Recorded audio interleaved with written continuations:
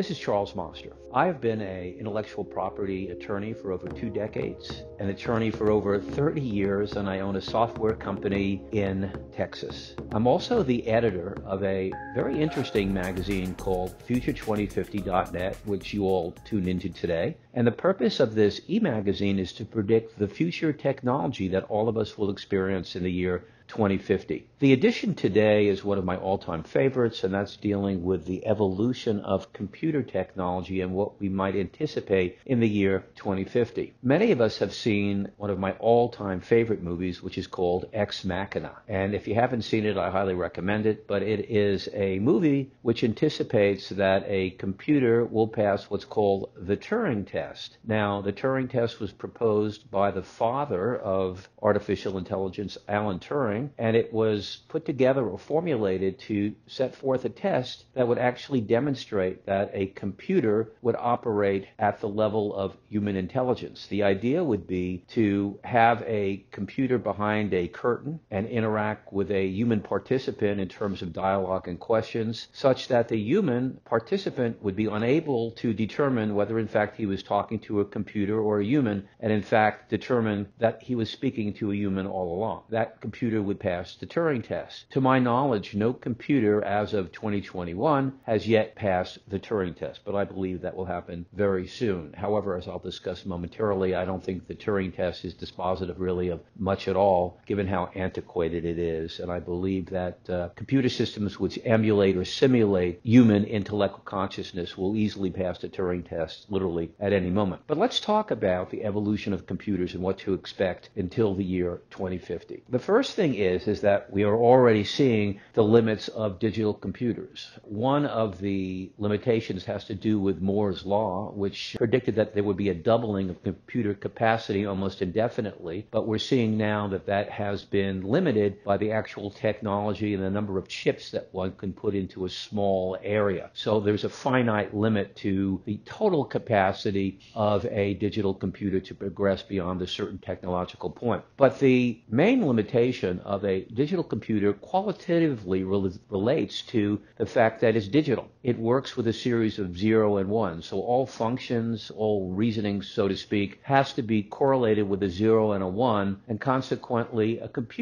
digital computer is not capable of symbolic logic or the ability to truly understand anything at all other than crunching numbers. Now, this has been an area of some dispute.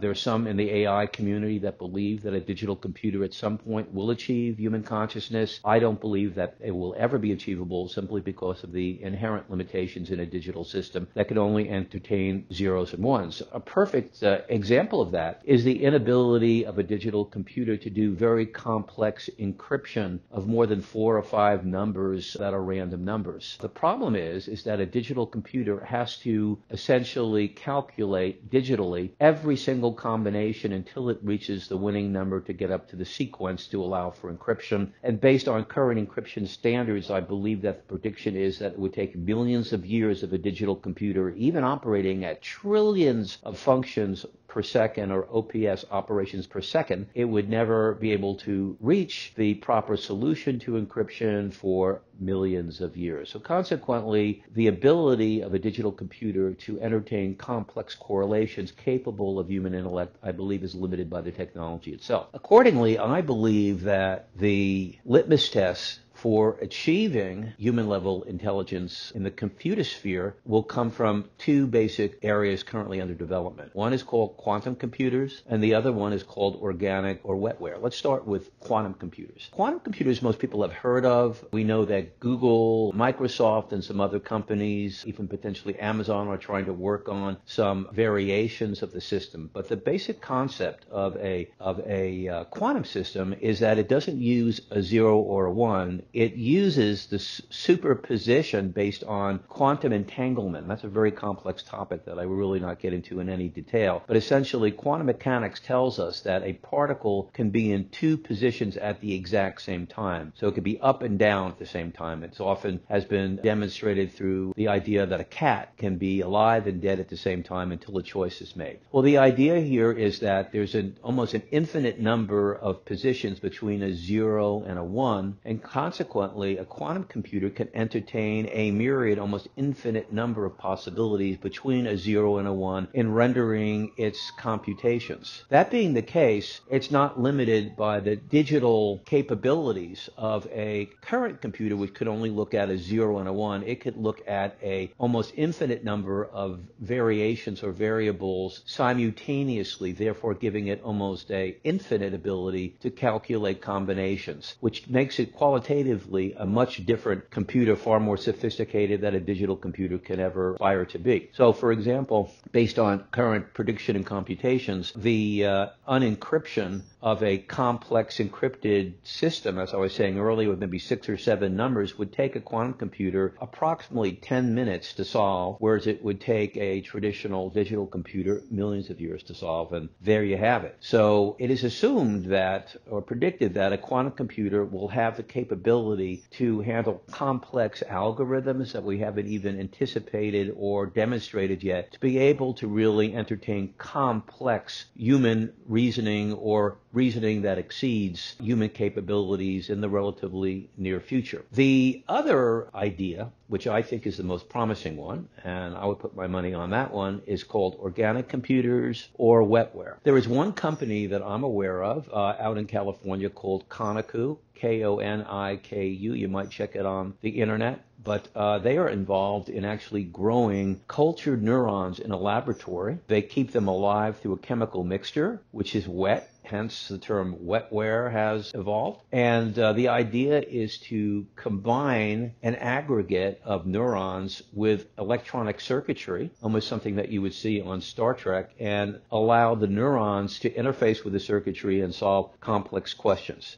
This has been demonstrated actually with rodent brains, with leech brains as early as 2000, 2001 by a researcher named Ditto, who was one of the first pioneers in the area. And Conoco keeps everything obviously secret. It's intellectual property, but pursuant to information that's out there, they've been able to harvest the aggregate neuronic ability of rodent brains at 80 to 100 neurons to be able to put together a working drone that's actually capable of sniffing for explosives that presumably has been sold to DoD, Department of Defense, or the NSA for profit. They're continuing down the road to develop new products. My prediction is that at a certain point, human neurons will be grown to a level of sophistication and aggregate mass combined with circuitry that consciousness will emerge through the aggregate of neurons. I think that's the best positive outlook for developing conscious level computers, and that human neurons already function obviously as a neural net, an organic neural net that endows all of us with consciousness. And consequently, we would simply have to replicate with actual neurons that process and then simulate human consciousness through human neurons or maybe an aggregate of other neurons.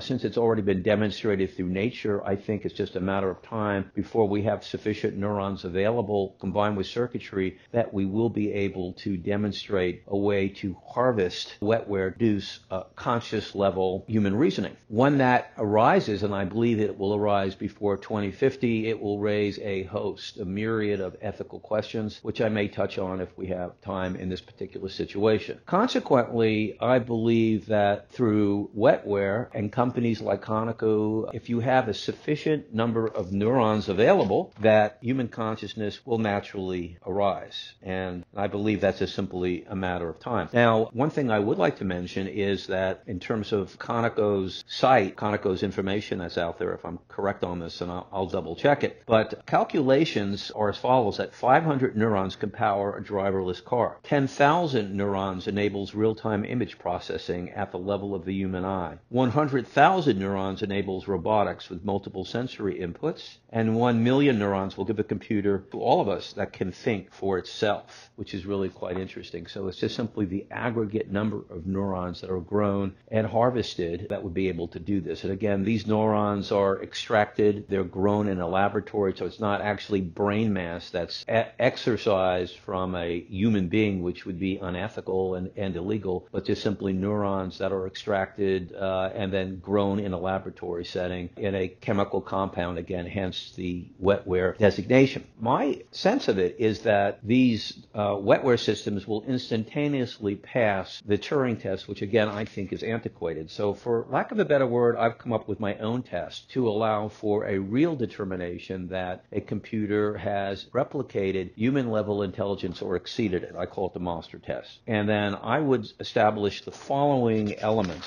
which are basically 9 factors that would need to be passed to be able to pass the monster test. And they are: 1, a computer would have self-awareness or knowledge of oneself as an entity distinct from other entities. No computer has ever demonstrated the ability to do that. So the computer would have to be able to view itself apart from its environment as its own self. We call that soul. I don't want to engage in a theological discussion, but I believe that wetware at some point will develop a sense of self-awareness. The second thing, number 2, in my test would be an awareness of the environment distinct from itself. So that would be essentially self-awareness and the further neurons that the self is distinct from the environment itself. So I know that I am right now sitting in my study. I'm looking at a bookcase. I am not my bookcase. I am not the leather chair that I'm sitting on. I am not the stained glass window that beautiful light is coming through right now. I'm not a piano in the corner. I am an individual biological entity by the name of Charles Monster, and that is different. And that's what I mean by the second factor. Third would be individuation, or the ability not just to be self-aware, but to develop traits which distinguish ourselves as a unique entity apart from other entities and the environment. 4 would be cognizance of time progression, and that's very important. It's an awareness of the present moment as a progression of interconnected events and to perceive forward motion in time. So all of us have an innate sense of what's called the arrow of time, which we've never been able to verify through physics, but all of us have a sense that our life is moving in a forward progression from birth to death, or as we age, or as a day goes by, whether it's measured by a clock or just our internal intuition. We're not stuck in a present moment, which distinguishes us from a person with Alzheimer's, who has no progression of time whatsoever. Everything is instantaneous without memory, and that person cannot really be said to be conscious in the true sense that you and I are conscious. Number 5, the ability to evolve and learn from experience, and that's critical. Now, we have some machine learning now that can do that, but the ability to learn from literature, to learn from news events, to learn from being corrected, to evolve with a greater sense of intellect through our interaction with our environment. Number 6, the ability to distinguish past from present to future and ourselves, which is very, very important in the equation. And that, again, takes us back to the sense of time. The ability, number 7, to be creative and to engender work product, art, and music, not dictated by programming. So we would have, for example, a computer that on its own initiative, after looking at artwork or listening to music, might decide to create its own composition because it enjoys the beauty of art. 8, the ability to communicate in language, but with understanding beyond the mere expression or recitation of symbol. A digital computer cannot do that. It does not know what it's doing. It does not know what the words mean. It simply has a word that's correlated, or symbols, zeros and ones that are correlated with certain words that form certain sentences, etc. Even complex systems that so-called evolve really don't evolve in the classic sense. That would be a neural network. They're simply working out basically error correction, or what are called essentially regressions within the system that approximate essentially relationships based on the proximity of words and concepts. It's a simulation of reasoning, but it's not reasoning. A computer doesn't know what the word red is. A computer doesn't know what the word go means in terms of motion. None of these things have any cognizance whatsoever to a computer, whereas a human being can actually visualize a symbol and then understands exactly what it does. And that's what I'm talking about here. Number 9 would be the ability to form a personal relationship with another entity or human being. And that's literally what you saw happening in that fabulous, scary movie Ex Machina, where the computer, Ava, was forming the relationship with the human being who was brought in to demonstrate whether the Turing test was passed or not. And I don't want to spoil the movie for those that haven't seen it, but it really is quite a frightening way of passing the Turing test, and it leaves lots of questions. In fact, it may even lead to a question as to whether the Turing test was passed or not, but that's certainly something to be discussed later on. I believe that the organic computers, or wetware, will be able to pass the monster test. A Turing Turing test is really a lot simpler. Simply, again, the user doesn't know whether they're talking to a computer or a real person. I think any system that can fool or imitate human behavior with a Houdini style, be able to fool someone into thinking that they passed a Turing test. And that's really not what I'm thinking about at all in terms of doing any of these things at all. So those are all very interesting progressions in terms of what we may see in 2050. By 2050, we will see conscious level computers. Now, the progression from digital computers, and this is something that I wanted to talk about, will go essentially from digital computers right now, which are essentially tools for human intellect. So in other words, there's no difference between using a hammer, I hate to put it that way, to hammer a nail into wood, or to use an Excel spreadsheet or even Word to write a document, and a digital computer. They are specifically and explicitly tools of humans to achieve a result, nothing more than that. The second level, which I've written about in several of my books, are essentially enhanced computers or computer enhancement, and these are different. These are computers that work in tandem or as team members with human beings and can actually be given an open-ended question and arrive at their own creative result. So, for example, if one was studying the effects of a particular drug as a cancer remedy or an ability to kill cancer cells, you could ask the computer system in essentially an enhanced computer model. It's a very sophisticated algorithm on a supercomputer to scour genetic information and to determine what is the best chemical compound to uniformly kill lung cancer cells. So essentially, you ask the computer an open question and allow the computer to do its own research and come up with its own answer. These systems are just beginning to hit the market right now. They're actually being utilized in the aerospace industry, and there have been some very unique aerospace designs that computers have come up with that are nothing like a human could even ever divine. It doesn't operate, obviously, with human intellect. It operates with very sophisticated algorithms. It is a digital system, but it operates in a different way, fashioning systems that no human being would ever even think of, and it has been effective. So these intermediary systems or enhanced systems are already starting to come up on the marketplace, and I'll go into that in a second. The third threshold will be a qualitative change, and that will be the transition to quantum computers or wetware that actually demonstrate conscious level capabilities, and that's what I was talking about momentarily. Now, one really interesting thing that I've written about is what will be the effect of enhanced computers, or even actually supercomputers right now with very complex software, on the current workforce. And I'm talking about specifically entry-level jobs that most young people are responsible for, and a lot of blue-collar jobs. That's a major source of employment in the United States, particularly in the area of personal service representatives for insurance companies or for banks or for Amazon. For any of these companies hire many different people. Also, in terms of blue-collar jobs, it would be people that are doing assembly, or people that are working currently at Amazon stations in terms of compiling or putting together packaging for delivery and this sort of thing, or people who are working in factories that are remaining right now that have not been completely taken over by automation. Or it would be the teller at your bank. It could even be an entry-level an attorney or an entry-level accountant you're speaking to, or even a first or second year doctor that's come out of medical school. What we'll begin to see starting with the 2020s, and we're already in 2021, is that very sophisticated software, and actually my company, which is called SpeakSoft, is actually working on some of these prototypes, will replace receptionists throughout the United States and entry-level personal service representatives. What will happen will be, and this is what we're doing, is they will study, computer scientists will study exactly the types of logic that goes into answering questions that typically come up within a customer service representative position, and making sure that an artificial intelligence can do the same job. Now, I'm not talking about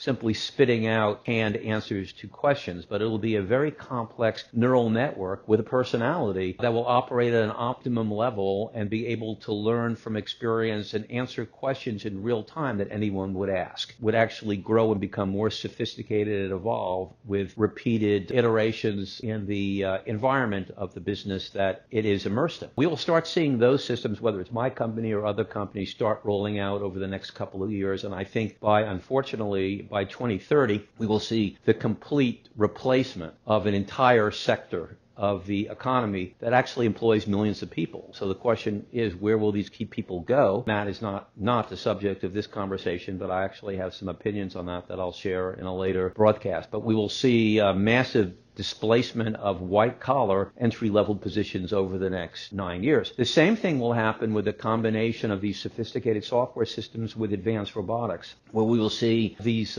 exact same progressions occur. And the positions right now that are mechanics, that are assembly people, the remaining positions that have not been replaced by computers and robotics will be gone. So that'll be another sector that is absolutely obliterated. Now, the curious thing here is that a lot of our products are purchased by the middle class and the lower class, economically speaking. And I'm not saying that any class is more sophisticated than another. I'm just simply using economic metrics. And the question is, how are companies like Amazon going to sell their products if they obliterate through automation the very customers that they're selling to? Because they comprise a lot of the people that will be eliminated by 2030. So who will be left? If the middle class is destroyed, who will be left to buy the high consumption products in a capitalist economy? Well, that's a very interesting question, and I will get into that in a later broadcast. The really fascinating question is, what will happen in 2050 with computers that can exceed human-level intelligence? What will they do? Well, they will likely be able to solve complex equations. There are like 20 or 30 equations, which I'll talk about in a later broadcast, which still elude physicists and mathematicians. They'll be solved in a matter of minutes by these new computers. These new computers will also have opinions about human beings, maybe derogatory opinions about their inventors. They will exceed human-level intelligence. Consequently, they will develop their own systems of mathematics and their own language that operates at fantastic rates of speed. They will probably view us as hairy apes. And there was a line like that in Ex Machina, which was kind of frightening. But I believe that's what's happening. I believe what we'll be seeing is that humans will collaborate with extra intelligence from AI systems that are wetware systems to actually enhance human intelligence through a combination of computer implanted technology and our own biological systems. In fact, even improvements in our own genetic composition. So I believe that when computers are able to have extra human intelligence, that they will work collaboratively with human beings to actually improve the human species so it itself becomes more sophisticated. So consequently, evolution will move at a level that is unprecedented, driven by the extra human intelligence AI, and we'll see something like cyborgs and things that have been predicted in science fiction actually become true. And I think what we're looking at ultimately, and I've written about this too, is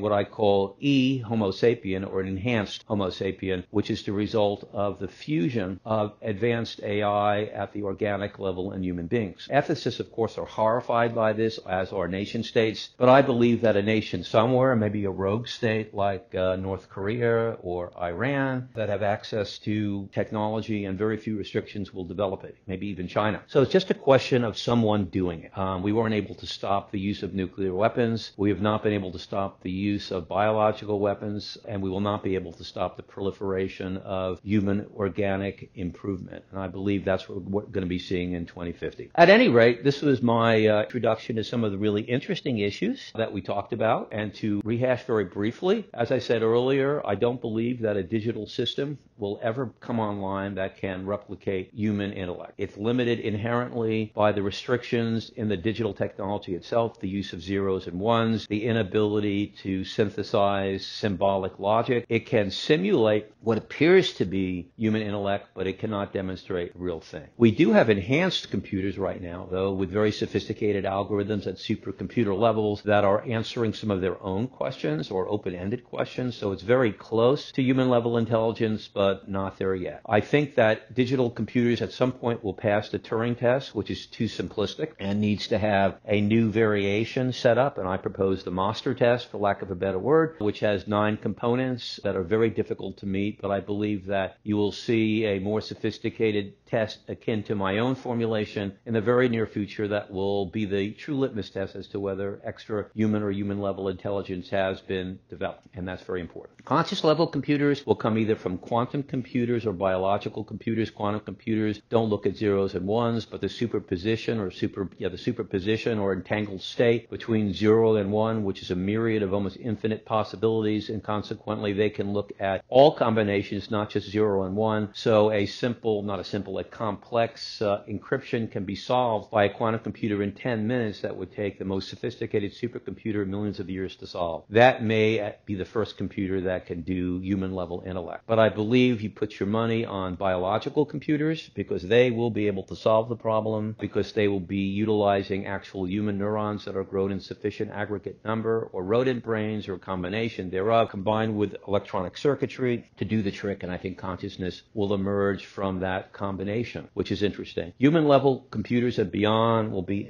on Earth, in our laboratories by 2050. Before that point, enhanced computers or even digital computers will replace entire segments of the workforce in the United States and the world by 2030, causing enormous unemployment, displacement, and challenges paradigmatically actually on the capitalist system. By 2050, human-level systems and beyond may actually redo our own species. Fascinating stuff. Anyway, this is what we think about at our newsletter, e-magazine, future2050.net. Let us know what you're thinking. Get on and talk to us, and tune in to other episodes of our first edition of a more interactive Future2050.net, and look forward to hearing from y'all. Thank you very much, and have a great day.